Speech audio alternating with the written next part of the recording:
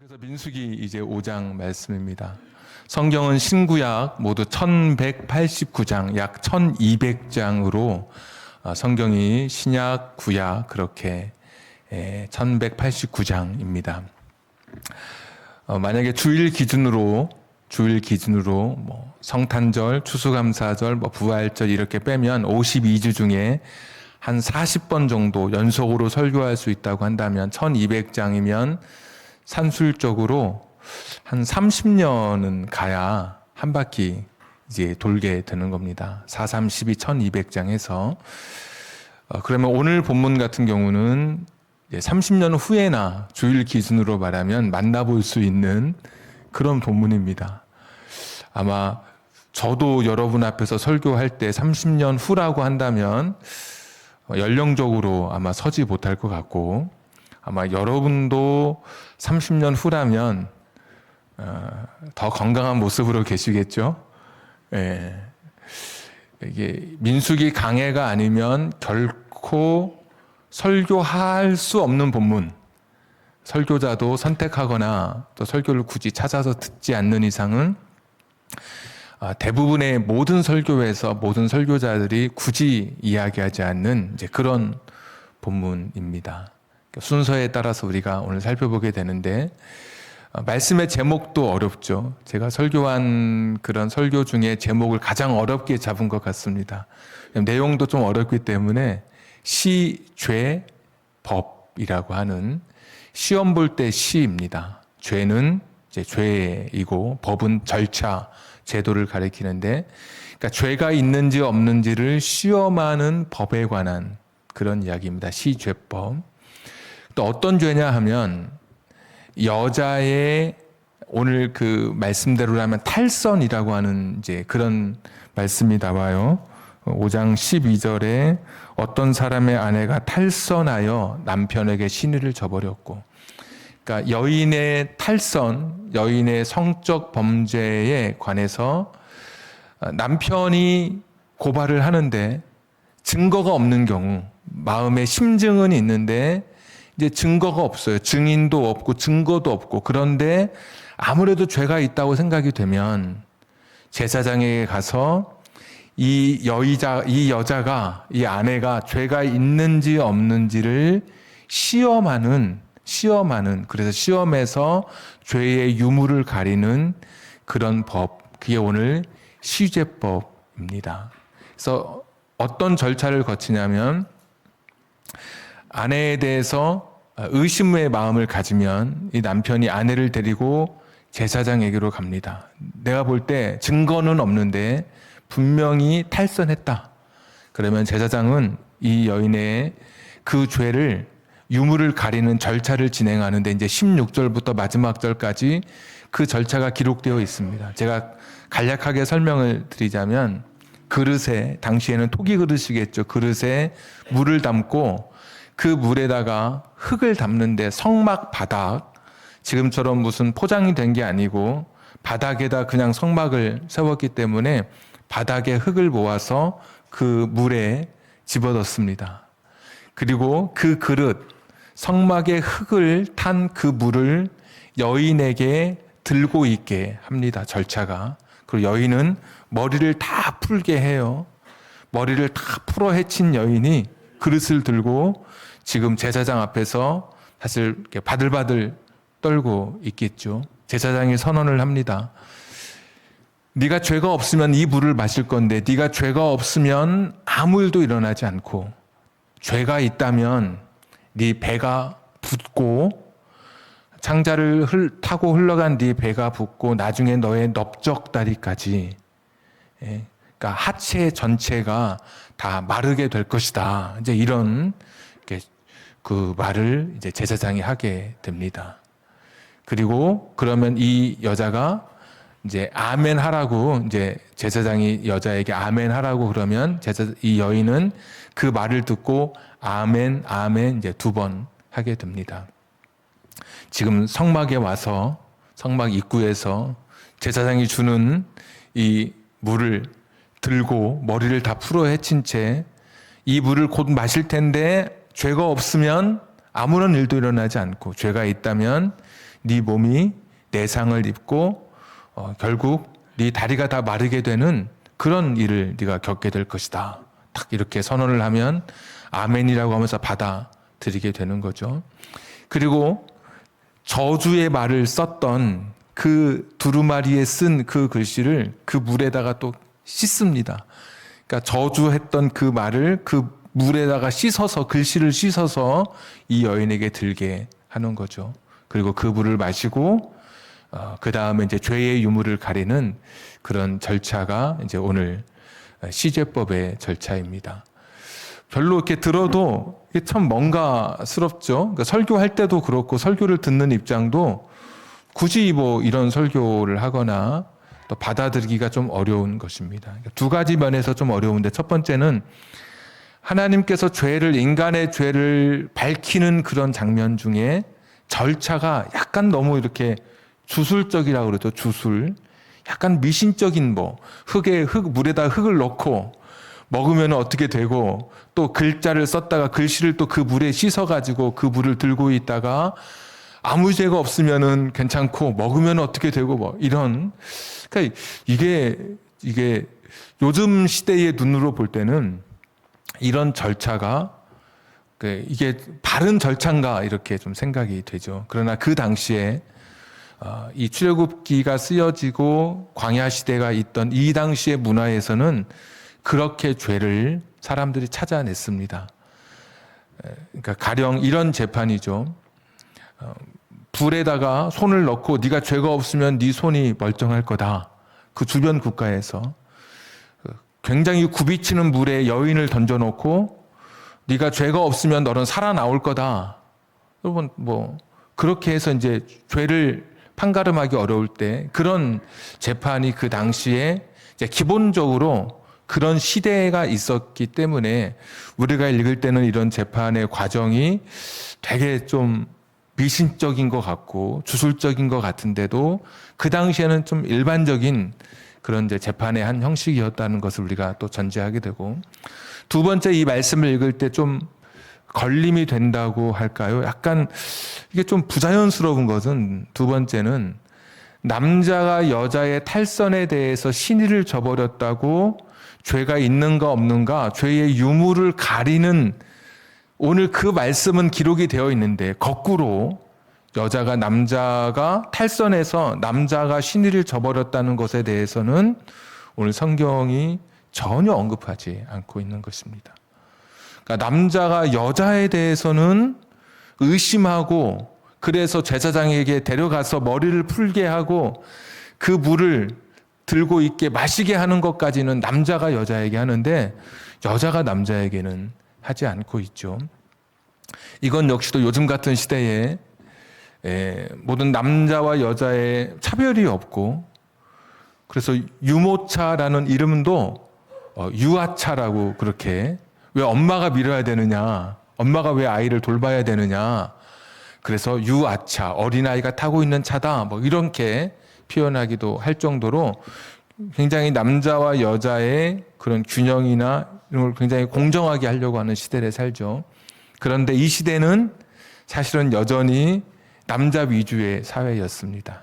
그러니까 우리가 성경이 처음 주어질 때는 그 주어졌던 그 상황에 맞게 이렇게 말씀이 주어지지, 3,000년 후를 내다보고 5,000년 후를 내다보고 이렇게 말씀을 미래의 말씀을 주시는 게 아니기 때문에, 이 당시에는 가부장적 사회여서 여자는 명수에도 들지 못하는, 그러니까 재산을 물려받지도 못하고, 그래서 자식이 없는 것도 서러웠고 아들이 없는 것도 서러웠고, 비단 우리나라만 해도 50년 전만 해도 제가 저희 할아버지 그 방문하고 그러면은 남자상 따로 여자상 따로, 이렇게 남자 따로 여자 따로 이렇게 그냥 자연스럽게 그렇게 먹었고, 또 우리나라에도 여자의 운명은 남자에게 달려있는, 아버지를 따르고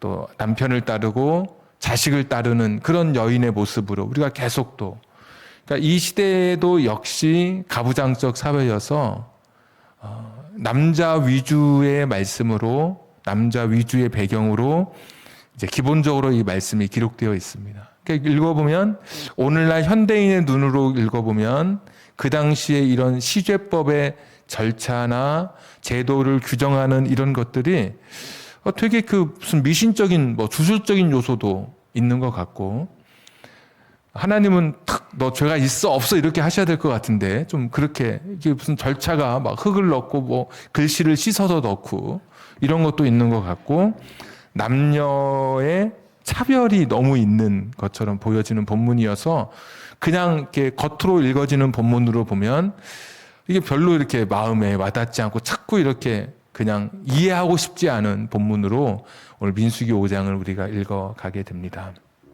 자, 그런데 하나님은 세상의 그 어떤 누구보다도 공정하시고 공평하시고 공의로우신 분이시잖아요. 하나님의 마음으로 이제 성경을 읽어가면 조금씩 오해가 풀려지긴 합니다. 이 본문은 그 당시에 주어졌던 본문은 남성 위주의 본문, 여자에게 가혹한 형벌을 내리는 그런 본문이 아니라 사실은 이 본문은 여성을 위한, 여자를 위한 하나님의 돌보심과 하나님의 보호하심이 담겨져 있는 본문이에요. 자, 어떤 사람이 끌려갔냐면 남편이 의심하는 그런 여자를, 아내를 끌고 갔단 말이죠. 근데 그 당시 시대는 남편이 의심만 해도 아내를 내쫓거나 죽일 수 있는 그런 시대였습니다. 의심만으로도.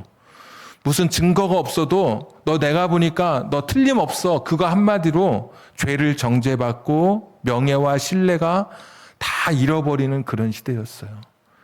그러니까 남자의 의처증만으로도 아내는 죽거나 말 한마디야 자기의 권리를 내세우지 못하고 죽거나 사람들로부터 손가락질 받고 버림받은 인생으로 살아가게 되는 그런 시대였어요. 근데 하나님께서는 여인을 질투심, 의심으로 가득한 남자 앞에 세우지 않고 우주에서 가장 공정하신 하나님 앞에 서게 한 제도가 바로 시죄법이에요. 여인, 순결한 여인, 오늘 탈선하지 않은 여인에게는 자신의 명예를 회복하고 자신이 가지고 있었던 억울한 죄에 대해서 그 억울함을 풀 수 있는 그 유일한 기회가 바로 이 시죄법이었던 거예요. 그 당시 출애굽 당시에 고대 근동의 다른 시대에서는 이런 게 없어요. 그냥 죽이는 거예요. 아까 시죄법, 신명재판, 신이 밝힐 명, 밝혀주는 재판에서는 말씀드렸다시피 다른 나라는 뜨거운 불에, 불타오르는 불에 손을 넣는다든지 빠져나올 수 없는 소용돌이에 여인을 집어넣어서 살아나오면 죄가 없고 죽으면 죄가 있어서 죽은 거고 그렇게 했는데, 오늘 말씀 읽어보면 기껏해야 흙이에요, 흙. 그리고 붓글씨 뭐 예를 들면 글씨를 쓴 거를 빠른 그것으로 이 사람의 생명을 해할 정도는 아닌 것이죠. 그러니까 그것을 보면 이 절차나 제도, 이것이 그 사람을, 여인을 죽이려고 하는, 빠져나올 수 없는 급류나 불 속에 손을 넣게 해서 죄를 만드는 과정이 아니라 얼마든지 그 죄로부터, 마시는 물이나 이런 것으로부터 몸에 위해가 가하지 않는 일반적인 상황 속에서 이 여인은 자신의 명예를 회복할 수 있는 그런 유일한 기회가 이 시죄법의 기회였던 거예요. 그러니까 하나님께서 이렇게 당신의 백성을 돌보시지 않았더라면 고대 근동의 문화를 따라서 남편에게 의심받은 여인은 철저하게 남편에게 버림받고 사람들로부터 돌에 맞아 죽어야 할 그런 존재였는데, 하나님께서 당신의 백성을 사랑해 주시고 당신의 억울함을 풀어주시는 하나님께서 여인들의 그 공공한 삶을 긍휼히 여기셔서 그 명예를 회복할 수 있도록 그가 가진 자신의 억울함을 풀어낼 수 있는 그런 기회로 오늘 시죄법의 말씀을 주시는 것이죠. 은혜죠, 은혜. 간음하지 말라라고 할 때 남자와 여자의 구별이 없이 하나님께서는 벌을 명하셨습니다. 그러고 보면 그런 관점에서 보면 오늘 본문은 남성 위주의 본문이 아니라 철저하게 그 당시 고대 근동에서 여성의 권리, 여성이 자기가 표현할 수 있는 최고의 명예를 회복할 수 있는 기회로 하나님께서 이 시제법을 허락해 주신 것이죠. 하나님의 마음은 참 따뜻하고 하나님의 마음은 국률함으로 가득 차 있는 거예요. 그 누구 한 사람 억울함이 없도록, 자기가 죄를 지었으면 죄의 벌을 받는 것이지만, 그러나 자기가 억울한 사람이 그 누구도 생겨나지 않도록 법으로 제정을 해서 한 여인의 그런 명예를 다시 회복시켜 주시는, 바로 이것이 시제법의 핵심이라고 말할 수 있습니다. 자, 또 하나의 이 시제법에 관한 이야기는 어떤 사람이 끌려왔느냐? 증거가 없이 의심이 가지만 증거가 없는 사람이 끌려왔습니다. 근데 이 시제법의 핵심은 하나님 앞에서 자신의 죄가 있는가 없는가를 가리는 법이라고 말씀드렸죠. 그러니까 사람들의 생각에 어떤 생각이 있었느냐? 이 시제법을 대하면서 어떤 마음을 가졌느냐? 사람은 속일 수 있어도 사람에게는 보여지지 않아도 하나님은 보시는 분이고 하나님은 아시는 분이라고 하는 이런 기본적인 믿음의 토대 위에 이 시제법이 시행되고 있었어요. 그러니까 나는 모르지만 하나님은 아신다. 나는 누군가에게 숨겼지만 하나님은 내 지난날의 탈선을 보시고 아시는 분이시다라는 그런 믿음의 전제하에 오늘 사람들이 이 앞에 서게 된 것이죠. 절차 말씀드렸잖아요. 물에다가 흙을 담고, 여러분 어떤 끌려온 여인이 있다고 생각해 보십시오. 그의 마음속에 하나하나 단계가 진행될 때마다 자기 스스로 제가 죄가 있다고 그렇게 밝히면서 아마 나왔을 것입니다. 거짓말 탐지기 같은 것이죠. 그런 절차 하나하나 갈 때마다 내가 하나님을 절대 속일 수 없지. 내가 하나님, 나를 보시는 하나님, 내 삶을 아시는 하나님 앞에 내가 감출 수 없지 하는 마음으로 이런 절차, 복잡한 과정의 절차가 하나하나 진행될 때마다 양심의 가책을 받고 자기를 지금도 보고 계신 하나님의 시선을 피하지 못한 채 내가 죄를 지었노라고 죄를 지었다면 그렇게 고백하며 나왔을 것입니다. 하나님은, 사람은 속여도 하나님은 속일 수 없고 하나님은 나의 과거의 실수와 허물을 보시고 아시는 하나님, 나의 죄를 아시고 보시는 하나님이라고 하는 전제 속에 이 시제법이 행해지고 있는 것입니다. 그래서 시제법은 하나님의 국률의 법이고, 또 하나는 이 시제법은 하나님께는 그 어떤 것도 숨길 수 없는 그러한 인생인 것을 고백하면서 이 시제법 앞에 서게 된 것이죠. 요한복음 4장에 보면 수가성 여인이 나옵니다. 남편 5명에게 버림받았습니다.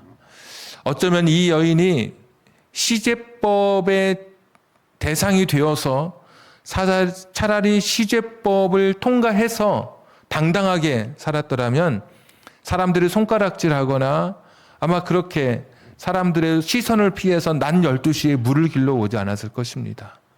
그런데 오히려 요한복음 4장의 수가성 여인 같은 경우는 자신의 명예를 회복하지 못한 채 그냥 손가락질 받으면서 그렇게 살아갔던 기구한 여인이잖아요.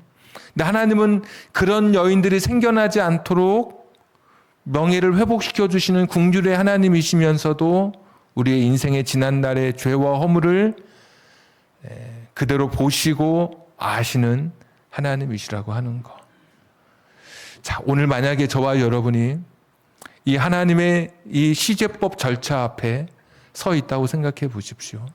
여인만이 아니라 남자도 하나님 앞에서는 남자와 여자와 구분이 없죠. 그 당시의 문화였기 때문에, 가부장적 사회였기 때문에 그 문화 속에서 주어진 말씀이어서 그렇지. 과연 나라고 하는 존재는 하나님 앞에 어떻게 내 삶은 드러날 것인지, 분명히 나를 긍휼히 여기시고 나를 불쌍히 여겨주시는 하나님이신데도 불구하고 내 모든 과거와 내 모든 허물과 실패를 보시고 아시는 하나님이세요. 요한복음 8장에 가늠하다 현장에서 잡혀온 여인이 있었습니다. 이 여인은 시제법의 적용도 필요 없는 여인이었습니다. 왜? 증인도 있었고 증거도 있었고 시제법 하느라고 시간을 끌고 대제사장에게 가지 않아도 투석형으로 돌에 맞아서 죽어야 할 그러한 여인이었습니다. 근데 예수님께서 그렇게 말씀하시더라고요. 나도 너를 정죄하지 아니하노니 가서 다시는 이와 같은 죄를 범하지 말아라. 예수님은 어떤 분이시냐? 우리의 구주이신 예수님은 어떤 분이시냐? 오늘 성경대로 탈선, 배우자에게 신의를 저버린 이런 사람의 허물과 죄를 다시 용서해 주시는, 다시 기회를 주시는 좋으신 하나님이십니다. 다시는 이와 같은 죄를 범하지 말아라. 지난날에 잘못 살아왔던 우리의 삶의 과거를 용서해 주시고 다시 이제는 새로운 길을 가라고 말씀해 주시는 것이죠. 리브, 너의 죄의 생활로부터 떠나라. 영어 성경에 보면 지금 여러분이 머물고 있는 그곳이 여러분 스스로 시제법의 그 절차 속에 들어가야 할 그런 삶의 자리에 있는 여러분들이라면 오늘 그 자리에서 떠나야 하는 것이죠. 과거의 실패에 연연해서 과거의 범죄에 스스로 낙인 찍지 않아도 되는 것은 긍휼의 하나님이시고 다시 용기를 주시고 다시 기회를 주시는 하나님이신 것이죠. 많은 신앙의 사람들은 하나님이 없는, 하나님이 보지 않는 이런 세상 속에서 많이 범죄하면서 어떻게 하면 내가 하나님 앞에 설 수 있을까? 어떻게 하면 나라고 하는 존재가 범죄하지 않고 살 수 있을까? 스스로 고민하면서 자신의 시선을 한 여인이나 한 남자가 아니라 자꾸 하나님을 향해서 바라보려고 했습니다. 그래서 라틴어에 코람 데오라고 하는 말이 있는데 한번 좀 들어보셨을 수도 있어요. 하나님 앞에서라고 하는 단어입니다. 늘 하나님 앞에 있다고 생각했습니다. 하나님이 저기 멀리 계신 것이 아니라 하나님이 지금 내 앞에 있다고 생각하는 것이죠. 기도할 때 어떤 분은 자꾸 하늘을 들어서 기도하는 분도 계신데 하나님이 하늘에 계신다고 생각하고 자꾸 기도하시는데 그러면 기도가 굉장히 추상적이 되고 멀어집니다. 하나님이 어디 계시다고 생각해야 되냐면 기도할 때는 지금 내 앞에 계신다고 생각하는 거예요. 내 앞에. 지금 내 앞에 여기 계신 하나님께, 예수님께 내가 지금 말씀을 드린다고 생각하면 내 기도는 좀 더 구체적이 되고 진실하게 되는 것이죠. 무슨 천지를 창조하시고 이런 미사역으로 가득한 기도가 아니라 내 마음의 기도가 드려지죠. 왜 지금 예수님이 내 앞에 여기 계신데 무슨 허황된 황홀한 휘황스러운 그런 말로 표현하는 것이 아니라 내 앞에 예수님이 계시면 주님 한마디면 사실은 다 되는 것이죠. 그 사람들은 코람데오 내가 하나님 앞에 서 있다라고 하는 그런 마음의 의식을 늘 마음속에 새겼어요. 오늘 본문도 다시 한번 보시면 5장 민수기 5장 16절 한번 보십시오. 제사장은 그 여인을 가까이 오게 하여 어디 앞에 세웁니까? 여호와 앞에 세우고 18절 여인을 누구 앞에? 여호와 앞에 세우고 이 장소는 성막 입구예요. 입구인데 뭐라고 합니까? 여기가 하나님 앞이다. 지금 네가 하나님 앞에 서 있는 것이다. 지금 문 앞에 서 있는데 네가 지금 하나님 앞에 서 있는 것이다. 네가 잘못한 것이 있다면 하나님은 다 보시고 너는 하나님께 숨길 수 있는 게 없어. 너는 너의 죄를 오늘 고백해야 된다. 너는 지금 하나님 앞에 서 있는 것이다. 오늘 이 시제법 거치는 것도 있지만 그 당시에 문화 속에 주어진 말씀이어서 가부장적 남자 위주의 본문인 것 같지만 그 당시의 상황과 연결시켜 보면 철저하게 여인의 인권과 여인의 권리를 보장하고 여인의 억울함을 풀어주는 질투 많은 남자의 그 주먹 앞에 여인을 세우지 않고 공의로우신 하나님 앞에 서서 자신의 죄가 자신의 억울함이 풀어질 수 있도록 밝히는 그런 제사이면서 사람들은 하나님은 절대로 속일 수 없다라고 하는 그런 믿음 가운데, 신앙 고백 가운데 이 시제법을 받아들였던 것이죠. 여전히 우리도 하나님의 그 우리를 바라보시는 어미하신 그 눈길 앞에 저와 여러분이 서 있습니다. 내 삶을 보시고 내 삶을 아시는 하나님이십니다. 내가 여전히 오늘 탈선, 신의를 저버린 가운데 저와 여러분이 서 있다면 멈춰야 하는 것이고 떠나야 하는 것이고 내게 다시 기회를 주신 하나님의 은혜에 기대어서 내 삶이 지금 여호와 앞에 있다. 너와 나만 아는 단둘이의 단둘이의 밀실이 아니라 지금 우리는 하나님 앞에 있음을 고백하면서 내가 여호와 앞에 코람데오의 하나님 앞에 서서 부끄럽지 않은 오늘 말씀대로 탈선하지 않고 신의를 저버리지 않는 그런 삶. 그래서 세상의 시제법 앞에서도 하나님의 시제법 앞에서도 이제부터의 삶은 당당할 수 있는, 만약에 죄가 없었다면 이 여인은 당당하게 그 시제법의 절차 앞에 섰을 것입니다. 왜? 하나님은 내 억울함을 아시고 하나님은 다 아시는 분인데 내가 뭘 먹어도 나는 두렵지 않아. 이런 당당함이 있었던 것처럼 이제부터 오늘부터의 삶은 우리가 코람데오의 삶으로 하나님 앞에 부끄럽지 않고 세상 앞에 당당한 삶으로 또 배우자에게 당당할 수 있는 그런 삶으로 저와 여러분의 그런 가정의 삶이 계속되기를 주님의 이름으로 당부하고 축복합니다. 오늘 주신 말씀 붙들고 우리 같이 한번 기도하도록 하겠습니다.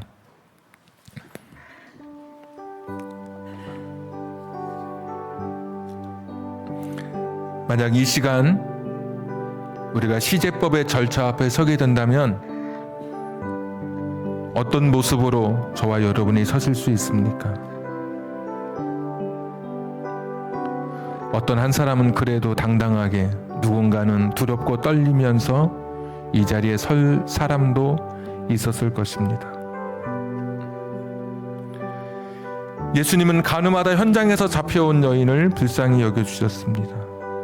나도 너를 정죄하지 아니하노니 가서 다시는 이와 같은 죄를 범하지 말아라. 과거는 마귀가 들추는 것이고 하나님은 현재를 살아가게 하시는 분이십니다. 이제부터, 지금부터 탈선, 신의를 저버린 삶으로부터 이제부터 벗어나 살면 이제부터 하나님 앞에서의 삶으로 살아가는 것이 저와 여러분의 마땅한 그리스도인의 삶일 것입니다. 코람데오 여호와 앞에서 너가 서 있는 곳이 지금 여호와 앞이다. 제사장은 여인에게 말했습니다. 저와 여러분이 있는 곳이 하나님 앞입니다. 피할 수 없습니다. 숨길 수 없습니다. 거룩한 삶, 육체적으로 지금부터 성결하고 거룩한 삶을 살아가기를 결단하고 또 하나님 앞에 그렇게 또 기도했으면 좋겠습니다. 우리 같이 한번 기도하겠습니다. 전능하시고 자비로우신 아버지 하나님, 가서 다시는 이와 같은 죄를 범하지 말아라. 과거의 허물, 과거의 죄, 과거의 실수, 과거의 범죄 앞에 있지만 다시는 이와 같은 죄를 범하지 않고 거룩함으로 내 삶을 지켜가게 해 주시옵소서. 하나님으로 인하여 우리의 가정이 힘을 얻게 하시고 용기를 얻게 해 주시옵소서. 하나님은 보시고 하나님은 아시는 분인 것을 오늘 말씀을 통해 다시 한번 깨닫습니다. 하나님 말씀, 그 말씀 붙들고 그 말씀 속에 잠기게 해 주시옵소서. 하나님 은혜 속에 잠기는 우리들 되게 해 주시기를 빌고 원합니다. 여호와 자비로우신 아버지 하나님, 한 사람도 탈선하지 않게 하시고 신의를 저버리지 않도록 우리를 선악간에 붙잡아 주시기를 빌고 원합니다. 늘 유혹 많고 늘 넘어지기 쉬운 세상 속에 살아갑니다. 하나님 앞에 죄를 씻고 용서함 받게 하시고 거룩한 삶을 살아가는 우리들 되게 해 주시기를 빌고 원합니다. 주님 도와주시기를 빌고 원합니다. 여호와 자비로우신 아버지 하나님이시여 인도해 주시옵소서. 전능하시고 자비로우신 아버지 하나님, 인생의 광야에서 넘어질 때가 있습니다. 세상의 유혹 앞에 무너질 때가 있습니다. 하나님, 그럴 때마다 다시 한번 그 유혹 앞에 설 때마다 내가 지금 하나님 앞에 있음을 깨닫고, 사람은 보지 못한다 할지라도 하나님은 보시고 아시는 분인 것을 다시 한번 기억하면서 우리의 믿음을 지켜갈 수 있도록 도와주시옵소서. 이미 넘어졌던 자 다시 일어설 수 있도록 용서와 힘을 주시는 하나님, 그 하나님의 긍휼에 기대어 이제 앞으로의 인생의 광야 길에서 두 번 다시 또다시 넘어지지 않도록, 걸어가야 할 길에서 또다시 탈선하지 않도록 우리를 주의 성령의 능력으로 붙잡아 주시고 강한 믿음의 삶을 결단할 수 있는 우리들 되게 해 주시옵소서. 하나님의 시제법 앞에서 우리 자신들이 남은 생에 앞으로의 내게 주어진 삶 시간 동안 부끄럽지 않고 늘 당당해 할 수 있도록 거룩한 삶, 거룩한 가정의 삶을 결단하며 서게 해 주시옵소서. 예수님의 이름으로 기도하옵나이다. 나의 영원하신 기업 생명보다 귀하다. 나의 갈 길 다가도록 나와 동행하소서. 주께로 가까이 주께로 가오니 나의 갈 길 다가도록 나와 동행하소서. 세상 부귀한 이람과 모든 명예 버리고 험한 길을 가는 동안 나와 동행하소서. 주께로 가까이 주께로 가오니 나의 갈 길 다가도록 나와 동행하소서. 모든 골짝 지나가며 험한 바다 건너서 천국 문에 이르도록 나와 동행하소서. 주께로 가까이 주께로 가오니 나의 갈 길 다가도록 나와 동행하소서. 주께로 가까이 주께로 가까이 주께로 가오니 나의 갈 길 다가도록 나와 동행하소서.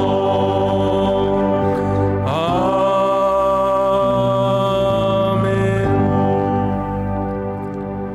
이제는 우리 구주 예수 그리스도의 은혜와 하나님 아버지의 극진하신 사랑하심과 성령님 감동 감화 내주 충만하심이 육신과 영혼의 정결함으로 거룩한 삶 살기를 결단하는 우리 사랑하는 성도님들 머리 위에, 저들의 가정과 직장과 사업장과 삶의 환경과 선물로 주신 자녀들 머리 위에 지금부터 영원토록 함께 하시기를 간절히 축원하옵나이다. 아멘.